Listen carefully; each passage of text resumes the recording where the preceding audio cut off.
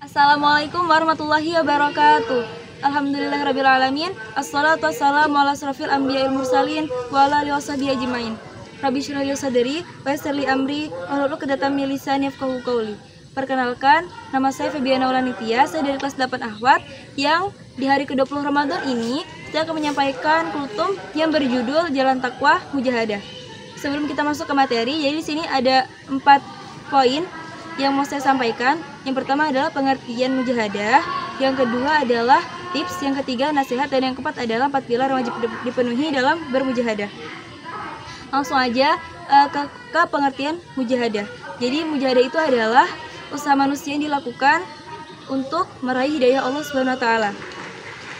Jadi setelah kita sadar akan ada kelalaian dan kekurangan di dalam ibadah kita, hendaknya kita sebagai seorang mukmin atau mukminah harus segera mengembalikan stabilitas rohani kita dengan mujahadah tadi itu. Tapi mujahadah itu nggak bakal berhasil tanpa adanya niat ikhlas dan kesungguhan dari dalam diri kita. Jadi biar proses mujahadah itu berhasil, kita itu yang pertama harus memiliki niat kesungguhan, kemudian keistiqomahan dalam beribadah. Yang kedua adalah mengoptimalkan potensi diri kita untuk mencontoh keteladanan Nabi. Tujuannya agar apa? Tujuannya adalah agar kita itu merasakan kedekatan dengan Rasulullah SAW. Yang ketiga adalah mengamalkan amalan-amalan sunnah seperti sholat sunnah tahajud, kemudian duha, dan lain-lain. Namun tidak memaksakan amalan-amalan sunnah yang di luar batas kemampuan kita. Contohnya seperti puasa sunnah Daud. Yang keempat adalah tidak berlebihan dalam beribadah, karena khawatir akan menimbulkan kekufuran atau kemalasan dalam beribadah. Kita lanjut ke poin ketiga, yaitu nasihat dalam bermujahadah.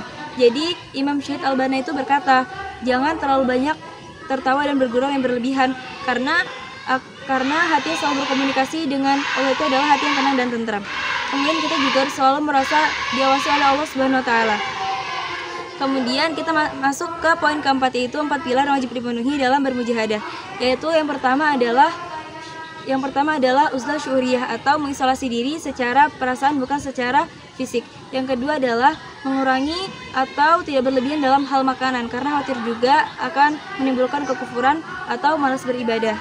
Yang ketiga adalah tidak melakukan hal-hal yang mengarah kepada perbuatan kemaksiatan yang tidak berguna. Dan yang keempat adalah mengurangi tidur malam kita dengan memperbanyak amalan-amalan ibadah di malam hari.